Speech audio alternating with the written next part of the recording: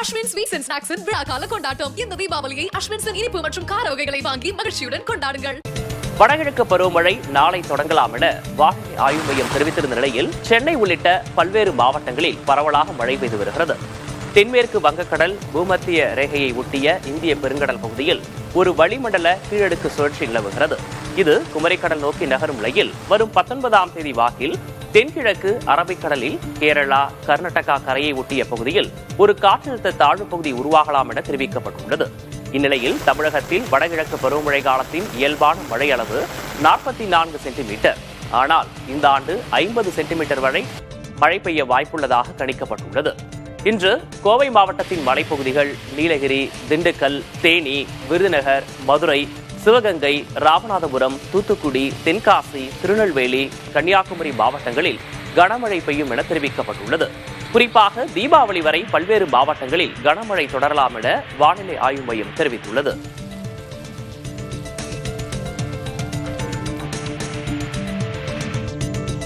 தேனி மாவட்டத்தில் பெய்த மழையால் வைகை அணையில் நீர்வரத்து மீண்டும் அதிகரித்திருக்கிறது. காலை நிலவரப்படி அணைக்கான நீர்வரத்து வினாடிக்கு 1100 கனஅடியிலிருந்து 1469 கனஅடியாக அதிகரித்துள்ளது. இதன் காரணமாக அணையின் நீர்மட்டம் மீண்டும் 62 அடியாக உயர்ந்துள்ளது. நீர்வரத்து அதிகரித்துள்ளதால் 5 மாவட்ட விவசாயிகளும் மகிழ்ச்சி அடைந்துள்ளனர்.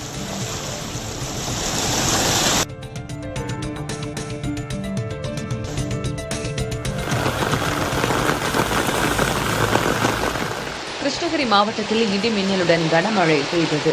கிருஷ்ணகிரி, பர்கூர், காவேரிப்பட்டினம், வேப்பனஹள்ளி, சூளகிரி, ஆலப்பட்டி, குந்தாரப்பள்ளி என மாவட்டத்தின் பல்வேறு பகுதிகளில் கனமழை கொட்டியது.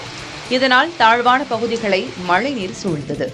மாவட்டத்தில் தொடர்ந்து கடந்த 10 நாட்களாக பொழிந்து வரும் மழையின் காரணமாக ஏரிகள் மற்றும் அணைகள் நிரம்பியுள்ளன.